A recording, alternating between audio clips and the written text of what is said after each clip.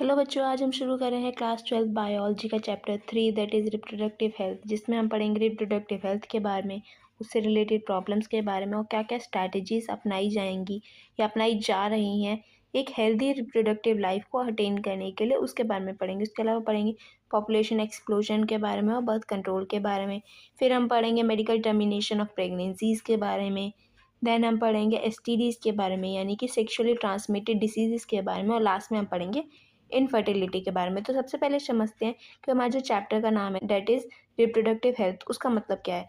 उसका मतलब ये है कि जब भी हमारे जो ऑर्गन्स है, रिप्रोडक्टिव ऑर्गन्स है, वो एक हेल्दी कंडीशन में होंगे और नॉर्मली फंक्शनिंग कर रहे होंगे, तब हम ये कहेंगे कि जो पर्सन है वो एक रिप्रोडक्टिवली हेल्दी लाइफ अटेन कर चुका है, यानी कि एक रिप्रोडक्टिवली हेल्दी लाइफ जी रहा है। वहीं अगर WHO की बात की जाए तो उसके अकॉर्डिंग रिप्रोडक्टिव हेल्थ की जो डेफिनेशन है वो एक क्या है, वो एक हेल्दी वेलबींग है। टोटली हेल्दी वेलबींग है रिप्रोडक्शन की तब कब आएगी वो, जब फिजिकली, इमोशनली, बिहेवियरली और सोशली सब कुछ अच्छा होगा। अब वहीं अगर बात की जाए हमारे फर्स्ट टॉपिक की that is reproductive health and problems and strategies के बारे में, तो सबसे पहले हम ये समझते हैं कि इंडिया फर्स्ट ऐसी कंट्री है जिसने कोई भी प्रोग्राम या प्लान लॉन्च किया था रिप्रोडक्टिव हेल्थ से रिलेटेड, जिसका नाम था फैमिली प्लानिंग। और ये प्रोग्राम लॉन्च किया गया था इन 1951। फर्दर इस प्रोग्राम के वाइडर वर्जन को हमने नाम दे दिया है reproductive and child health care programme. इसमें हम लोगों को अवेयर करते हैं उस सेक्स रिलेटेड एस्पेक्ट्स के बारे में और फैसिलिटीज़ प्रोवाइड करते हैं। उसके अलावा सपोर्ट प्रोवाइड करते हैं एक रिप्रोडक्टिवली हेल्दी सोसाइटी बिल्डअप करने के लिए, जो कि एक मेजर टास्क है इस प्रोग्राम के अंदर। वहीं आगे की बात की जाए तो बहुत सारी नॉन गवर्नमेंटल एजेंसीज़ भी इसमें हेल्प कर रही हैं ताकि अवेयरनेस फैलाई जा सके लोगों के अंदर प्रोडक्शन रिलेटेड एस्पेक्ट्स के बारे में। अब वहीं गवर्नमेंट और नॉन गवर्नमेंटल एजेंसीज, उसके अलावा स्कूल्स, तीनों का बहुत एक मेजर रोल प्ले किया जाता है रिप्रोडक्टिव रिलेटेड एजुकेशन के बारे में, यानी कि सेक्स एजुकेशन के बारे में। वहीं पेरेंट्स का भी एक इम्पॉर्टेंट मेजर रोल है अपने बच्चों को ये इन्फॉर्मेशन प्रोवाइड करने के बारे में। अगर सेक्सुअल एजुकेशन की बात की जाए स्कूल्स में, तो आज के टाइम में ये चैप्टर्स इंक्लूडेड कर दिए गए हैं करिकुलम में, ताकि जो स्टूडेंट्स हैं, यानी कि जो चिल्ड्रंस हैं, वो एक इंफॉर्मेशन ग्रैब कर सकें अपने सेक्स से रिलेटेड ऑर्गन्स के बारे में, यानी रिप्रोडक्टिव ऑर्गन्स के बारे में, एडोलेसेंस के बारे में। उसके अलावा जितने भी चेंजेस आते हैं बॉडी में eight the time of adolescence, उसके बारे में उन लोगों को इन्फॉर्मेशन हो। सेफ और हाइजीनिक सेक्सुअल प्रैक्टिसेस की इन्फॉर्मेशन हो। उसके अलावा सेक्सुअली ट्रांसमिटेड डिसीज़ की इन्फॉर्मेशन हो, ताकि वो इन फ्यूचर कोई भी गलती ना करें और एक रिप्रोडक्टिवली हेल्दी लाइफ अटेन कर सकें। वहीं लोगों को भी इस बारे में अवेयर किया जा रहा है ताकि एक जो प्रेग्नेंट मदर्स हैं या फिर जो पोस्टनेटल की केयर की जाती है मदर और चाइल्ड की, उसमें एक अच्छी ग्रोथ देखी जा सके और एक हेल्दी लाइफ लोग अटेन कर सकें। इसके आगे की अगर हम बात करें तो लोगों को एसटीडीज़ के बारे में, अबॉर्शंस के बारे में, कॉन्ट्रासेप्शन के बारे में, मेंस्ट्रुअल प्रॉब्लम्स के बारे में, उसके अलावा इनफर्टिलिटी के बारे में भी एजुकेट किया जा रहा है। वहीं अगर आगे की बात करें, इंडिया में एक मेजर स्टेप लिया गया है, जैसे कि एमनियोसेंटेसिस जो टेस्ट परफॉर्म किया जाता था eight the time of pregnancy, so that कि अगर बेबी में कोई जेनेटिक डिसऑर्डर तो नहीं है, कोई Down syndrome, Turner syndrome, haemophilia, sickle cell anaemia जैसे कोई भी प्रॉब्लम तो नहीं है, उसको चेक करने के लिए टेस्ट किया जाता था। लेकिन लोग इसको मिसयूज़ करके बेबी का जेंडर, सेक्स पता करने की कोशिश करते हैं, जिसकी वजह से इस टेस्ट को भी बैन कर दिया गया है। फर्दर रिसर्चेस चल रही हैं ताकि एक बेटर और हेल्दी रिप्रोडक्टिव लाइफ लोगों को दी जा सके। वहीं एक ऐसी भी पिल है, ओरल कॉन्ट्रासेप्टिव पिल है, जिसका नाम सहेली है, वो भी लॉन्च कर दी गई है सेंट्रल ड्रग रिसर्च इंस्टीट्यूट के थ्रू लखनऊ में। वहीं आगे की बात की जाए तो हमारा सेकंड टॉपिक है population stabilisation and birth control. तो इसमें हम पढ़ेंगे कि कैसे कैसे जो पॉपुलेशन है इंडिया की या फिर वर्ल्ड की, वो ग्रो करी है जब भी एक बेटर लाइफ कंडीशन लोगों को मिली है उसके थ्रू। अब वहीं अगर बात की जाए तो इसमें एक मेजर रोल भी प्ले करता है मैटरनल मोर्टेलिटी रेट, उसके अलावा इन्फेंट मोर्टेलिटी रेट। इसका मतलब है कि पहले के टाइम में क्या होता था कि जब मदर्स बेबी को बर्थ करती थी तो उस टाइम पे बहुत सारी मदर्स की डेथ हो जाती थी। क्यों? क्योंकि एक प्रॉपर एनवायरनमेंट, एक स्टरलाइज कंडीशन उन्हें प्रोवाइड नहीं की जाती थी, जिसकी वजह से क्या होता था, इन्फेक्शन हो जाता था या फिर उन्हें एक प्रॉपर केयर भी नहीं मिलती थी, तो भी उनकी डेथ हो जाती थी। वहीं इन्फेंट्स के साथ भी यही होता था, इन्फेक्शन की वजह से उनकी डेथ हो जाती थी। लेकिन आज के टाइम में क्या है, एक अच्छी मेडिकल कंडीशन मिलने की वजह से लोगों का जो मदर का जो मोर्टेलिटी रेट है या फिर जो इन्फेंट का मोर्टेलिटी रेट है वो कम हो गया है। तो ये एक मेजर डिक्लाइन है डेथ रेट में, जिसकी वजह से क्या हुआ है, पॉपुलेशन और भी ज़्यादा बढ़ रही है। वहीं अगर आगे की बात की जाए तो इसमें क्या है कि जो हमारे जितने भी प्रोग्राम्स हैं, जैसे कि RCH है, जो मैंने अभी आपको बताया था, रिप्रोडक्टिव चाइल्ड हेल्थ प्रोग्राम है, ये भी एक मेजर रोल प्ले कर रहा है। लेकिन फिर भी ये एक बाउंड्री पर है, यानी कि एक मार्जिनल का ही रोल प्ले कर रहा है। ये भी एक पॉपुलेशन ग्रोथ पे कोई कंट्रोल नहीं कर पा रहा है। तो इसके आगे की अगर हम बात करें तो हमारा जो सेकंड पैराग्राफ है उसमें क्या लिखा है, इसमें लिखा है कि जो फैमिलीज़ हैं, स्मॉलर फैमिलीज़ हैं, उनको अवेयर किया जा रहा है, उनको इन्फॉर्मेशन बताई जा रही है ताकि इस प्रॉब्लम को ओवरकम किया जा सके। कॉन्ट्रासेप्टिव मेथड्स के बारे में उनको बताया जा रहा है, पोस्टर्स के थ्रू, बिल्स के थ्रू, या पर्सनली उनको काउंसलिंग करके इनको इन्फॉर्मेशन दी जा रही है कि हम दो हमारे दो जैसे प्रोग्राम्स या फिर जो स्लोगन्स हैं वो बहुत अच्छे हैं उनकी फाइनेंशियल कंडीशन के लिए भी और एक बेटर लाइफ के लिए भी। वहीं जो सेकंड हमारा जो पॉइंट है उसमें क्या लिखा है, उसमें ये लिखा गया है कि जो मैरिजल एज है, चाहे वो गर्ल्स की हो या बॉयज़ की हो, उसको रेज़ कर दिया गया है ताकि इस प्रॉब्लम से भी एक रिलीफ मिल सके। वहीं हमारा जो नेक्स्ट पैराग्राफ है उसमें हमें बताया गया कि आइडियल कॉन्ट्रासेप्टिव की क्या क्या प्रॉपर्टीज़ होती हैं। वो यूज़र फ्रेंडली होना चाहिए, इजीली अवेलेबल होना चाहिए, इफेक्टिव होना चाहिए, और फर्दर हम उसको कई बार यूज़ कर सकें विदाउट साइड इफ़ेक्ट, ऐसा भी होना चाहिए कुछ लोगों के अकॉर्डिंग। और उसकी एक और प्रॉपर्टी है कि वो भी सेक्शुअल ड्राइव या डिज़ायर में कोई भी इंटरफेयर नहीं करना चाहिए। वहीं अगर आगे की बात की जाए तो जो कॉन्ट्रासेप्टिव्स हैं उसकी एक मेजर कैटेगरी डिवाइड कर दी गई है, जैसे कि नेचुरल, उसके अलावा barrier, IUDs, oral contraceptive, injectables, implants और सर्जिकल मेथड। सबसे पहले हम बात करते हैं नेचुरल्स के बारे में। तो नेचुरल्स में हमारे बेसिकली 3 चीज़ें आती हैं। एक है पीरियोडिक एब्स्टिनेंस, सेकंड है हमारा कॉइटस इंटरप्शन या फिर विड्रॉल, और थर्ड आता है लैक्टेशन एमेनोरिया।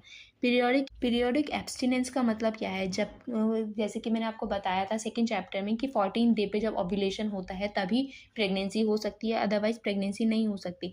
तो क्या है, इसमें क्या होता है कि अगर आप 10th डे से लेकर 17 day of the menstrual cycle में अगर कोई भी कॉइटस नहीं होता है ओव्यूलेशन के टाइम पे, तो फर्दर प्रेगनेंसी नहीं होती, क्योंकि इसी को फर्टिलाइज पीरियड कहा जाता है जिसमें प्रेगनेंसी होने के चांसेस होते हैं। अगर उस टाइम पे कॉइटस नहीं होगा, इंसेमिनेशन नहीं होगा, तो प्रेगनेंसी के चांसेस भी नहीं होंगे। तो ये एक मेथड है नेचुरली कॉन्ट्रासेप्शन का। सेकंड मेथड है दैट इज़ विड्रॉल और कॉइटस इंटरप्शन। इसमें क्या होता है, इंसेमिनेशन को अवॉइड किया जाता है in the vagina so that कि फर्दर प्रेगनेंसी ना हो सके। इस टाइम पे क्या होता है, पेनिस को विड्रॉ कर लिया जाता है मेल पार्टनर के थ्रू, और इंसेमिनेशन नहीं किया जाता, इंसेमिनेशन को अवॉइड किया जाता है सो दैट प्रेगनेंसी ना हो सके। वहीं अगर थर्ड मेथड की बात की जाए तो दैट इज़ लैक्टेशनल एमेनोरिया। इसमें क्या होता है कि जब भी कोई भी बेबी फीडिंग मदर होती है जो कि ब्रेस्ट फीड कर रही होती है, तो ये होता है कि आफ्टर डिलीवरी 6 मंथ तक, या किसी किसी में वेरी करता है ये, कि मोस्टली ये होता है कि ऑन एवरेज कि 6 मंथ तक पीरियड्स नहीं आते, जिसकी वजह से क्या होता है कि पार्चुरेशन के बाद लैक्टेशन के टाइम पे पीरियड्स ना होने की वजह से प्रेगनेंसी भी नहीं होती। तो उस टाइम पे ये चीज़ ये चीज़ हेल्पफुल होती है और ये भी एक कॉन्ट्रासेप्शन का मेथड माना जाता है। लेकिन कई बार ये भी होता है कि एक चांस ऑफ फेलियर भी बन जाता है, क्योंकि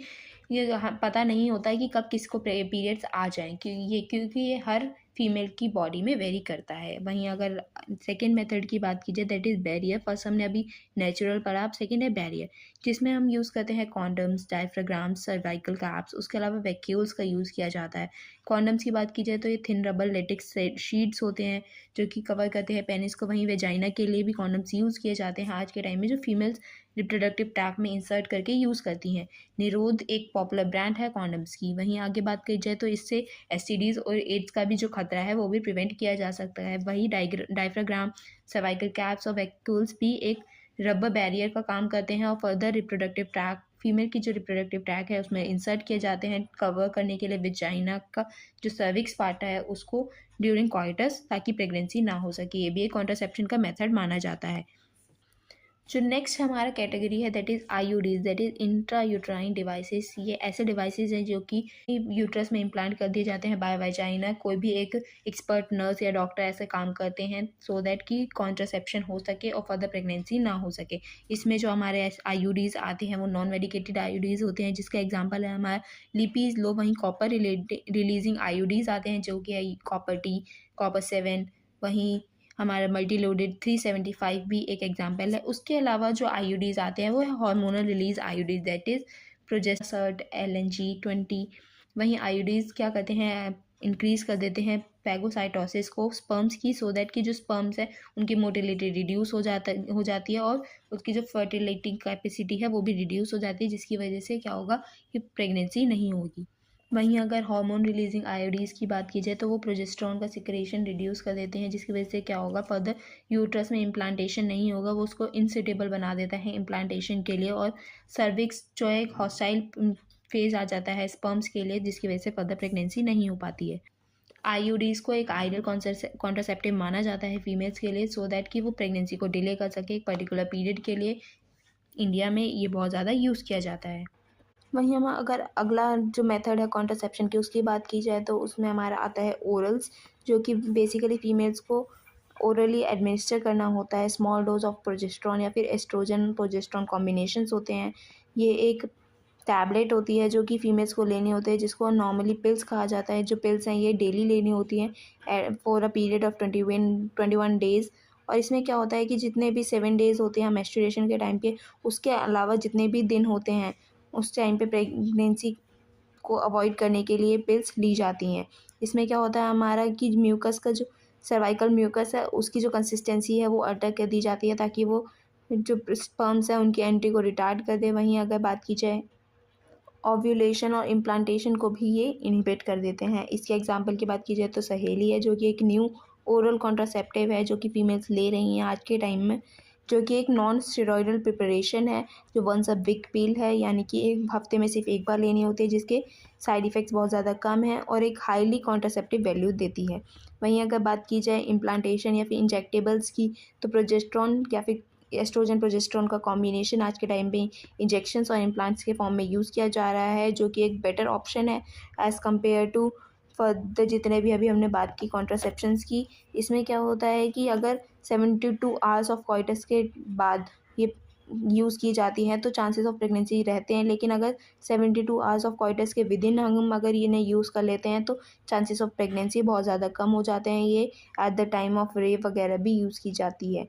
वहीं अगर हम अगली बात करें तो ये एक सर्जिकल मेथड है जिसको हम स्टरलाइजेशन भी कहते हैं। इसमें क्या होता है, इसमें 2 टाइप की हमारे प्रोसेसेस आते हैं, एक है वेसेक्टोमी और दूसरा है ट्यूबेक्टोमी। वेसेक्टोमी में हम वास्ट डिफरेंस को कट करके फोल्ड कर देते हैं, जिसकी वजह से स्पर्म इजैक्यूलेट नहीं हो पाते हैं हमारे वास्ट डिफरेंस के थ्रू और फर्दर प्रेगनेंसी के चांसेस नहीं होते। ये मेल्स में परफॉर्म किया जाता है। वहीं ट्यूबेक्टोमी की बात की जाए तो फीमेल्स की जो फेलोपियन ट्यूब है उसको कट करके सेपरेट पार्ट्स को फोल्ड करके बाइंड कर दिया जाता है, जिसकी वजह से क्या होता है फर्दर ओवम रिलीज़ नहीं हो पाता है ओवरीज से और यूट्रस में नहीं आ पाता है, जिसकी वजह से फर्दर प्रेगनेंसी नहीं हो पाती स्पर्म ओवम, क्योंकि आपस में फ्यूज़ नहीं कर पाते हैं।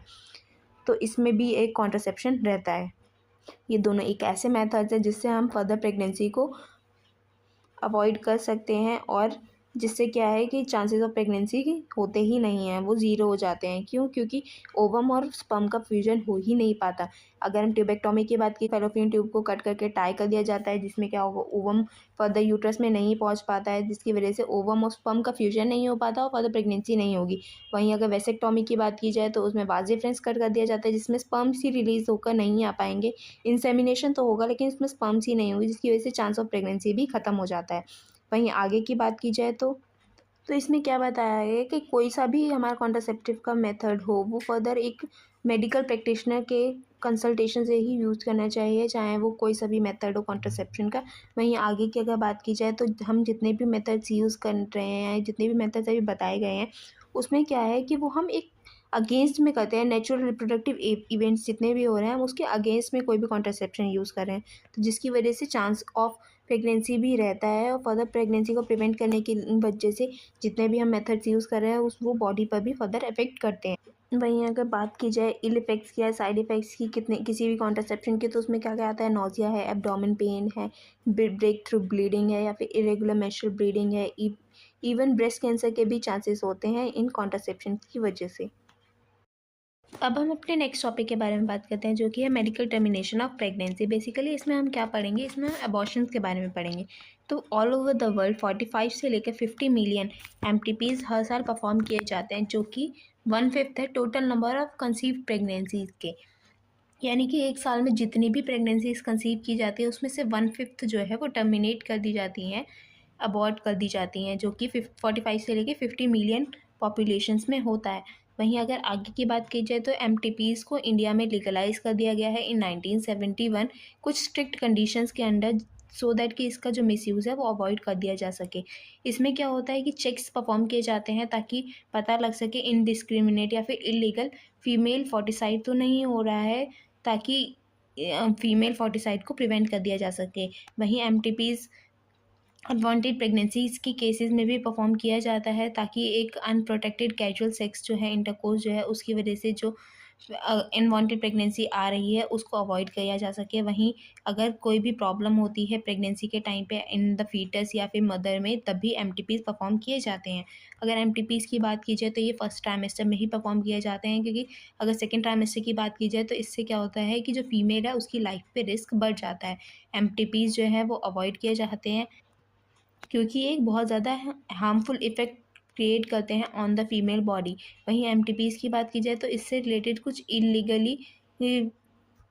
इलीगली और डिस्टर्बिंग ट्रेंड्स परफॉर्म किए जा रहे हैं, जो कि क्या होता है कि अनक्वालिफाइड जो क्वैक्स हैं वो एमटीपीज़ परफॉर्म करते हैं, जो कि एक अनसेफ होता है, उसके अलावा फेटल भी हो सकता है कुछ केसेस में। वहीं अगर आगे की बात की जाए तो सेकेंड में क्या होता है एमनियोसेंटेसिस, जिससे जो कि मैंने अभी आपको बताया था, उसमें क्या होता है सेक्स डिटर्मिनेशन भी किया जाता है, जिसकी वजह से क्या हो रहा है फर्दर उसकी वजह से फीटल फोर्टिसाइड यानी फीमेल फोर्टिसाइड किया जा रहा है, फर्दर प्रेगनेंसीज के फीमेल फोर्टिसाइड किया जा रहा है और फर्दर एमटीपीज़ परफॉर्म किए जा रहे हैं। वहीं आगे की बात की जाए तो जो है एमटीपीज़ जो है फर्दर इसके बारे में नॉलेज या अवेयरनेस फैलाई जा रही है कि एमटीपीज़ कितने ज़्यादा डेंजरस हो सकते हैं यंग मदर्स और फीटस के लिए भी। वहीं काउंसलिंग की जाती है ताकि अनप्रोटेक्टेड जो कॉइटस है उसको अवॉइड किया जा सके और रिस्क फैक्टर अवॉइड किया जा सके इलीगल अबॉर्शन से रिलेटेड जितने भी होते हैं उसके बारे में।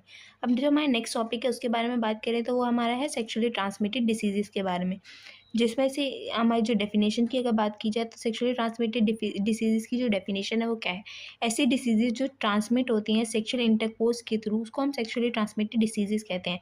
वहीं अगर हम इसकी एग्जांपल्स की बात की जाए तो वो है हमारा gonorrhoea, syphilis, genital herpes, chlamydiasis, genital वेस्प, ट्राइकोमोनियासिस, हेपेटाइटिस बी और एड्स, जो कि फर्दर एचआईवी के थ्रू लीड किया जाता है। वहीं अगर आगे की बात की जाए तो हेपेटाइटिस बी और एचआईवी ऐसे इन्फेक्शंस हैं या फिर ऐसे एसटीडीज़ हैं जो कि हम अगर नीडल्स को शेयर करते हैं इन्फेक्टेड इंडिविजुअल से तो भी इनका चांसेस ऑफ ट्रांसमिशन रहता है। सर्जिकल इंस्ट्रूमेंट अगर इन्फेक्टेड है तो उससे भी क्या होगा कि इसका चांसेस हो जाता है कि इन्फेक्शन हो जाए किसी भी अदर हेल्दी इंडिविजुअल को भी। अगर ट्रांसफ्यूजन ऑफ ब्लड के थ्रू किसी भी इन्फेक्टेड इंडिविजुअल का ब्लड अगर किसी हेल्दी इंडिविजुअल में ट्रांसफ्यूज़ किया जा रहा है तब भी इससे क्या होगा कि एसटीडी ट्रांसमिट हो सकता है। उसके अलावा किसी भी हेल्दी मदर से भी फीटस में एसटीडी ट्रांसफ़र होता है। वहीं अगर हेपेटाइटिस बी के अलावा जितने भी हमारे एसटीडीज़ हैं उनकी बात की जाए तो वो सारे क्यूरेबल हैं अगर वो अर्ली डिटेक्ट करके उसका ट्रीटमेंट प्रॉपर्ली शुरू किया जा सके। जितने भी एसटीडीज़ हैं उनके जो सिम्टम्स हैं वो बहुत ज़्यादा माइनर होते हैं, जैसे कि इचिंग है, फ्लूइड डिस्चार्ज है, स्लाइट पेन है, उसके अलावा स्वेलिंग है।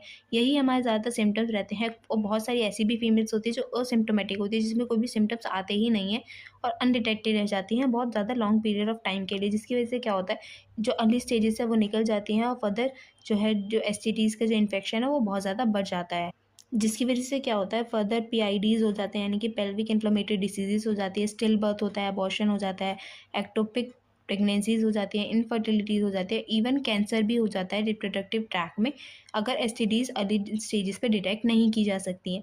और एक और चीज़ हो जाती है एसटीडीज़ अगर अर्ली डिटेक्ट नहीं होती हैं कि मल्टीपल पार्टनर्स के साथ वो अपनी सेक्सुअल ड्राइव्स परफॉर्म करते हैं, जिसकी वजह से फर्दर एसटीडीज़ स्प्रेड होने का चांसेस बहुत ज़्यादा बढ़ जाते हैं। वहीं आगे की बात की जाए तो इन्फेक्शंस को सिंपली क्या किया जाता है प्रिवेंट करने के लिए कुछ ऐसे प्रिंसिपल्स हैं जो आज के टाइम पे यूज़ किए जा रहे हैं, जैसे कि अवॉइड करना चाहिए सेक्स अननोन पार्टनर्स के साथ। उसके अलावा कॉन्डम्स को यूज़ करने का ट्राई करना चाहिए सो दैट कि एसटीडीज़ के चांसेस रिड्यूस हो जाएं। वहीं जो क्या किया जाए अगर कोई भी डाउट हो तो क्वालिफाइड डॉक्टर को अर्ली डिटेक्शन के लिए फर्दर जाके चेक करवाना चाहिए कि अर्ली डिटेक्ट कर सके और फर्दर डायग्नोस होकर ट्रीटमेंट शुरू हो सके। वहीं हमारा जो अगला टॉपिक है वो क्या है इनफर्टिलिटी। इनफर्टिलिटी में हम बात करेंगे ऐसे कपल्स के बारे में जो इनफर्टाइल हो जाते हैं, जो कि फर्दर अनेबल हो जाते हैं चिल्ड्रंस प्रोड्यूस करने से। क्यों? क्योंकि बहुत सारे ऐसे फिजिकल कॉन्जेनाइटल डिसीजेस होते हैं, ड्रग्स होते हैं, इम्यूनोलॉजिकल प्रॉब्लम्स होते हैं, इवन फिजियोलॉजिकल प्रॉब्लम्स भी होते हैं जिसकी वजह से इनफर्टिलिटी हो जाती है। वहीं अगर इंडिया की बात की जाए तो मोस्टली फीमेल्स को ब्लेम किया जाता है अगर किसी भी कपल को बच्चे नहीं होते हैं तो, क्योंकि लेकिन उसमें से ज़्यादा क्या होता है कि मेल्स में ही प्रॉब्लम आती है इन कंडीशंस में। तो उसके लिए क्या होता है, specially health care units launch कर दी गई हैं ताकि डायग्नोसिस हो सके और करेक्टिव मेजर्स को यूज़ कर सकें, ताकि ऐसे भी कपल जितने जिनको अनफर्टिलिटी हो गई है या फिर जो चाइल्डलेस है वो फर्दर अपना चाइल्ड को अचीव कर सकें। इसके लिए कुछ ऐसी टेक्निक्स हैं जिसको हम असिस्टेड रिप्रोडक्टिव टेक्नोलॉजीज़ कहते हैं, एआरटीज़ कहते हैं, वो आज के टाइम पे यूज़ की जा रही हैं। जिसमें से अगर फर्स्ट की बात की जाए तो इन विट्रो फर्टिलाइज़ेशन है, जिसको हम आईवीएफ कहते हैं, जिसमें क्या होता है कि फर्टिलाइज़ेशन जो है आउटसाइड द बॉडी परफॉर्म किया जाता है और एम्ब्रियो को ट्रांसफ़र करके फीमेल बॉडी में इम्प्लांट करवा दिया जाता है। जिसमें क्या होता है, जो हमारा जो फर्टिलाइज़ेशन का पार्ट है वो टेस्ट ट्यूब में परफॉर्म किया जाता है। अब इस केस में क्या होता है कि जो ओवा है फीमेल का वो बॉडी से ले लिया जाता है, वहीं स्पर्म्स जो हैं हस्बैंड के या फिर मेल्स के वो भी कलेक्ट कर लिए जाते हैं और फर्दर उनको टेस्ट ट्यूब में इन द लैब्स परफॉर्म करवा के ज़ाइगोट बनवाया जाता है और 8 से 16 ब्लास्टोमेयर्स की स्टेज पर उसको इम्प्लांट कर दिया जाता है। फर्दर यूट्रस में या फिर फेलोपियन ट्यूब में ट्रांसफ़र कर दिया जाता है, जो कि ज़ाइगोट इंट्राफेलोपियन ट्रांसफ़र कहा जाता है। या फिर अगर उसको यूट्रस में इम्प्लांट किया जा रहा है 8 ब्लास्टोमेयर्स के स्टेज पे तो वो इंट्रा यूट्राइन ट्रांसफ़र कहेंगे। अगर फेलोपियन ट्यूब में ट्रांसफ़र कर रहे हैं तो ज़ाइगोट इंट्राफेलोपियन ट्रांसफ़र कहेंगे और यूट्रस में कर रहे हैं तो ये इंट्रा यूट्राइन ट्रांसफ़र कहते हैं।